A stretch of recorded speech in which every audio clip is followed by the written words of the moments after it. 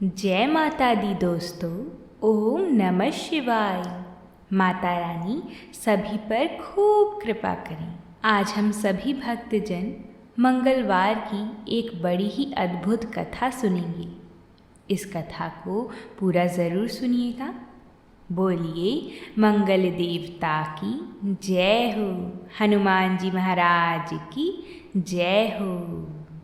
एक नगर में एक बुढ़िया रहती थी। वह मंगल देवता को अपना इष्ट देवता मानकर सदैव मंगल का व्रत रखती और मंगल देव का पूजन किया करती थी। उसका एक ही पुत्र था जो मंगलवार को उत्पन्न हुआ था। इस कारण उसको मंगलिया के नाम से बोला करती थी। मंगल देव के दिन ना तो घर को लीपती थी और ना ही पृथ्वी खोदा करती थी। एक दिन मंगल देवता उसकी श्रद्धा की परीक्षा लेने के लिए उसके घर में साधु रूप बनाकर आए और द्वार पर आवाज लगाई। बुढ़िया ने कहा, महाराज क्या आज्ञा है? साधु कहने लगा कि बहुत भूख लगी है, भोजन बनाना है। इसके लिए तू थोड़ी सी पृथ्वी लीप दे तो तेरा पुण्य होगा। यह सुनकर बुढ़िया ने कहा, महाराज आज मंगलवार की व्रती हूँ, इसलिए मैं चौका नहीं लगा सकती। कहो तो जल का छिड़काव कर दूं, उस पर भोजन बना लेना। साधु कहने लगा कि मैं गोबर से लिपे चौक पर खाना बनाता हूँ। बुढ़िया ने कहा, महाराज पृथ्वी लीपने के सिवाय और कोई सेवा हो तो मैं सब कुछ करने को तैयार हूँ। तब साधु ने सोच समझकर कहा कि कुछ भी मैं कहूँ सब तुमको करना पड़ेगा। बुढ़िया कहने लगी कि महाराज पृथ्वी लीपने के अलावा जो भी आज्ञा करेंगी उसका पालन अवश्य करूँगी। बुढ़िया ने ऐसा 3 बार वचन दे दिया। तब साधु कहने लगा कि तू अपने लड़के को बुलाकर औंधा लिटा दे, मैं उसकी पीठ पर भोजन बनाऊंगा। साधु की बात सुनकर बुढ़िया चुप हो गई। तब साधु ने कहा, बुला ले लड़के को, अब सोच विचार क्या करती है। बुढ़िया ने अपने लड़के को बुलाया। मंगलिया मंगलिया यहाँ आ। थोड़ी देर बाद लड़का आ गया। बुढ़िया ने कहा, जा बेटे, तुझको बाबा जी बुलाते हैं।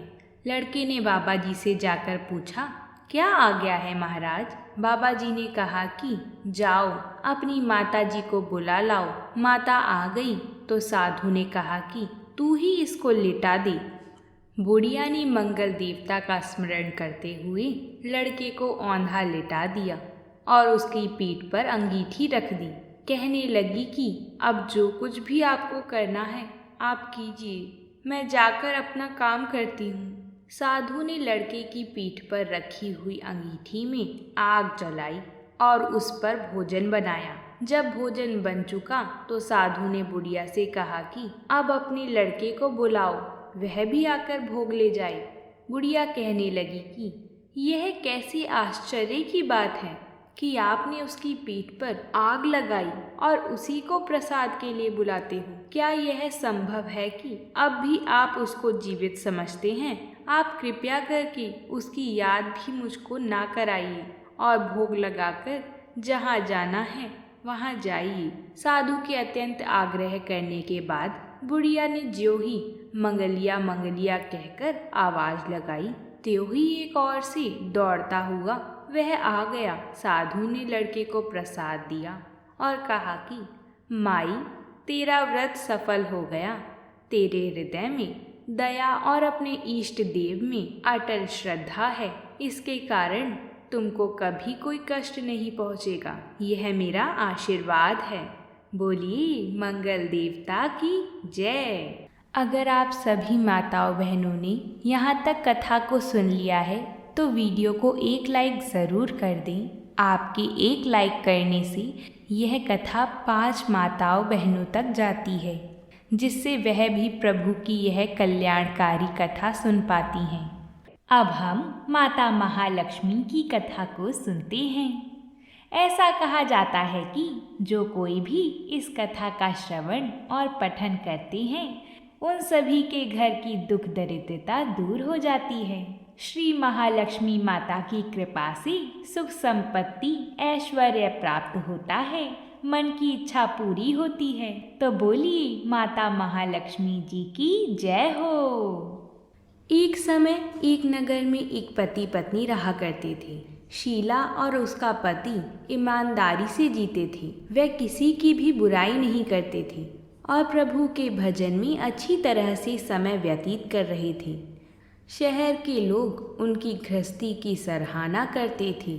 शीला की गृहस्थी इसी तरह खुशी खुशी चल रही थी, पर शीला के पति के अगले जन्म के कर्म भोगने के लिए बाकी रह गए थे। ऐसे में वह बुरे लोगों से दोस्ती कर बैठा। वह जल्द से जल्द करोड़पति होने के ख्वाब देखने लगा, इसलिए वह गलत रास्ते पर चल गया। रास्ते पर भटकते भिखारी जैसी उसकी हालत हो गई थी। शहर में शराब, जुआ, चरस, गांजा वगैरह आदि गंदी आदतें फैली हुई थी। उसमें ही शीला का पति भी फंस गया। दोस्तों के साथ उसे भी शराब की आदत हो गई। जल्द से जल्द पैसे वाला बनने की लालच में दोस्तों के साथ जुआ भी खेलने लगा। इस तरह बचाई हुई धनराशि, पत्नी के गहने, सब कुछ जुए में गवा दिया। इसी तरह एक वक्त ऐसा भी था जब वह सुशील पत्नी के साथ मज़े से रहता था और प्रभु भजन में सुख शांति से वक्त व्यतीत करता था। उसके बजाय घर में दरिद्रता और भुखमरी फैल गई। सुख से खाने की बजाय 2 वक्त भोजन के लाले पड़ गए थे और शीला को पति की गालियां खाने का वक्त आया था। शीला सुशील और संस्कारी स्त्री थी। उसको पति के बर्ताव से बहुत दुख हुआ, किंतु वह भगवान पर भरोसा करके बड़ा दिल रखकर दुख सहने लगी। कहा जाता है कि सुख के पीछे दुख और दुख के पीछे सुख आता ही है, इसलिए दुख के बाद सुख आएगा ही। ऐसा श्रद्धा के साथ शीला प्रभु की भक्ति में लीन रहने लगी। इस तरह शीला ने बहुत दुख सहते सहते प्रभु की भक्ति में वक्त बिताया। अचानक एक दिन दोपहर को उनके द्वार पर किसी ने दस्तक दी। शीला सोच में पड़ गई कि मुझ जैसी गरीब के घर पर इस वक्त कौन आया होगा।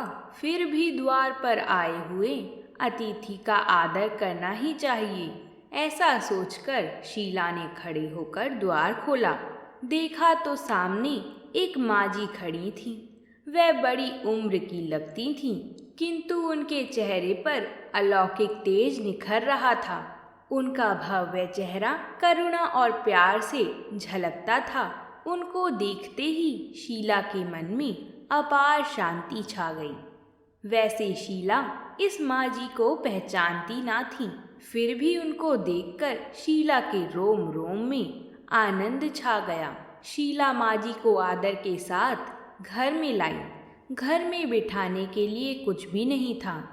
अंततः शीला ने सकुचाते हुए फटी हुई चादर पर उनको बिठाया। माजी ने कहा, क्यों शीला, मुझे पहचाना नहीं? शीला ने सकुचाकर कहा, माँ, आपको देखते ही बहुत खुशी हो रही है, बहुत शांति हो रही है। ऐसा लगता है कि मैं बहुत खुश हो रही हूँ और ऐसा अनुभव हो रहा है कि मैं बहुत दिनों से जिसे ढूंढ रही थी वह आप ही हैं, पर मैं आपको पहचान नहीं सकती। माँ जी ने कहा कि क्यों, मुझे भूल गई? हर शुक्रवार को लक्ष्मी जी के मंदिर में भजन कीर्तन होते हैं, तब मैं भी वहाँ आती हूँ। वहाँ हर शुक्रवार को हम मिलते हैं। पति गलत रास्ते पर चढ़ गया। तब से शीला बहुत दुखी हो गई थी और दुख के मारे वह लक्ष्मी जी के मंदिर भी नहीं जाती थी। बाहर के लोगों के साथ नज़र मिलाते भी उसे शर्म लगती थी। उसने याददाश्त पर जोर दिया, पर यह माजी याद नहीं आ रही थी। तभी माजी ने कहा, तू लक्ष्मी जी के मंदिर में कितने मधुर भजन गाती थी, अभी अभी तू दिखाई नहीं देती थी, इसलिए मुझे हुआ कि तू क्यों नहीं आती है। कहीं बीमार तो नहीं हो गई ना, ऐसा सोचकर मैं मिलने चली आई हूँ। माँ जी के अति प्रेम भरे शब्दों से शीला का हृदय पिघल गया। उसकी आँख से आंसू आ गए। माँ जी के सामने वह बिलक बिलक कर रोने लगी। यह देखकर माँ जी शीला के नजदीक आईं और उसकी सिसकती पीठ पर प्यार भरा हाथ फेरा और उसे शांत कराया। माँ जी ने कहा, सुख और दुख तो धूप और छाँव जैसा होता है। सुख के पीछे दुख आता ही है, तो दुख के पीछे सुख भी आता है। धैर्य रखो बेटी। और तुझे क्या परेशानी है? तेरे दुख की बात मुझे सुना, तेरा मन भी हल्का हो जाएगा और तेरे दुख का कोई उपाय भी मिल जाएगा। माँ जी की बात सुनकर शीला के मन को शांति मिली। उसने माँ जी को कहा, माँ, मेरी गृहस्थी में भरपूर सुख और खुशियाँ थीं। मेरे पति भी सुशील थे। भगवान की कृपा से पैसे की बात में भी हमें संतोष था। हम शांति से गृहस्थी चलाते और ईश्वर की भक्ति में अपना वक्त व्यतीत करते थे। परंतु यकायक हमारा भाग्य हमसे रूठ गया। मेरे पति को बुरी दोस्ती हो गई। बुरी दोस्ती की वजह से शराब, जुआ और ना जाने कितनी खराब आदतों के शिकार हो गए और उन्होंने सब कुछ गवा दिया और हम रास्ते पर भिखारी जैसे बन गए। यह सुनकर माँ जी ने कहा, सुख के पीछे दुख और दुख के पीछे सुख आता ही रहता है। ऐसा भी कहा जा सकता है कि कर्म की गति न्यारी होती है। हर इंसान को अपने कर्म भुगतने ही पड़ते हैं। इसलिए तू चिंता मत कर, अब तू कर्म भुगत चुकी है। अब तुम्हारे सुख के दिन अवश्य आएंगे। तू तो माँ लक्ष्मी जी की भक्त है। माँ लक्ष्मी जी तो प्रेम और करुणा की अवतार हैं। वे अपने भक्तों पर हमेशा ममता रखती हैं। इसलिए तू धैर्य रखकर माँ लक्ष्मी जी का व्रत कर, इससे सब कुछ ठीक हो जाएगा। माँ लक्ष्मी जी का व्रत करने की बात सुनकर शीला के चेहरे पर चमक आ गई। उसने पूछा, माँ, लक्ष्मी जी का व्रत कैसे किया जाता है? वह मुझे समझाएं, मैं यह व्रत अवश्य करूँगी। माँ जी ने कहा, बेटी, माँ लक्ष्मी जी का व्रत बहुत ही सरल है। यह व्रत करने वाले लोगों की सब मनोकामना पूर्ण होती है। माँ जी की बात सुनकर शीला ने वैभव लक्ष्मी का व्रत किया और सबसे पहले प्रसाद अपने पति को खिलाया। प्रसाद खाते ही पति के स्वभाव में फर्क पड़ गया। उस दिन उसने शीला को मारा नहीं, सताया भी नहीं। शीला को बहुत आनंद हुआ। उनके मन में वैभव लक्ष्मी व्रत के लिए श्रद्धा और बढ़ गई। शीला ने पूर्ण श्रद्धा और भक्ति से 20 शुक्रवार तक वैभव लक्ष्मी व्रत किया। 21वें शुक्रवार को माँ जी के कहे मुताबिक उद्यापन विधि करके 7 स्त्रियों को वैभव लक्ष्मी व्रत की 7 पुस्तकें उपहार में दी। फिर माता जी के धन लक्ष्मी स्वरूप की छवि को वंदन करके भाव से मन ही मन में प्रार्थना करी, हे माता धन लक्ष्मी, मैंने आपका वैभव लक्ष्मी व्रत करने की मन्नत मानी थी, वह व्रत आज पूर्ण किया है। हे माँ, मेरी हर विपत्ति दूर करो, हमारा सबका कल्याण करो। जिसे संतान ना हो उसे संतान देना, सौभाग्यवती स्त्रियों का सौभाग्य अखंड रखना, कुंवारी लड़कियों को मनचाहा पति देना। जो भी आपका यह व्रत करे उनकी सब विपत्ति दूर करना, सबको सुखी करना। हे माँ, आपकी महिमा अपार है। ऐसा बोलकर लक्ष्मी जी के धन लक्ष्मी स्वरूप की छवि को प्रणाम किया। इस तरह शास्त्रीय विधि पूर्वक शीला ने श्रद्धा से व्रत किया और तुरंत ही उसे फल मिला। जो उसका पति गलत रास्ते पर चला गया था वह अच्छा आदमी हो गया और कड़ी मेहनत करके व्यवसाय करने लगा। माता लक्ष्मी की कृपा से शीला के घर में धन की बाढ़ आ गई। माता लक्ष्मी के व्रत का प्रभाव देखकर मोहल्ले की दूसरी स्त्रियां भी विधि पूर्वक माता लक्ष्मी का व्रत करने लगी।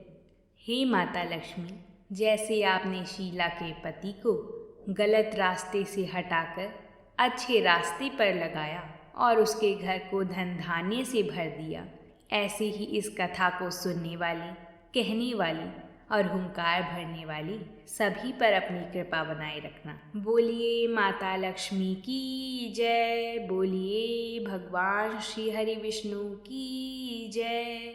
मैं आशा करती हूँ कि आप सभी को यह कथा पसंद आई होगी और आपने इसको पूरा सुना होगा।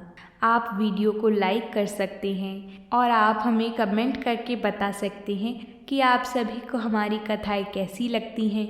और अगर आप हमारे चैनल पर नए आए हैं तो हमारे चैनल को ज़रूर सब्सक्राइब कर लें। हम आप सभी के लिए ऐसी ही कथाएं लाते रहते हैं। अब हम आपसे कल मिलेंगे एक नई कथा के साथ। तब तक के लिए प्रेम से बोलिए जय माता दी।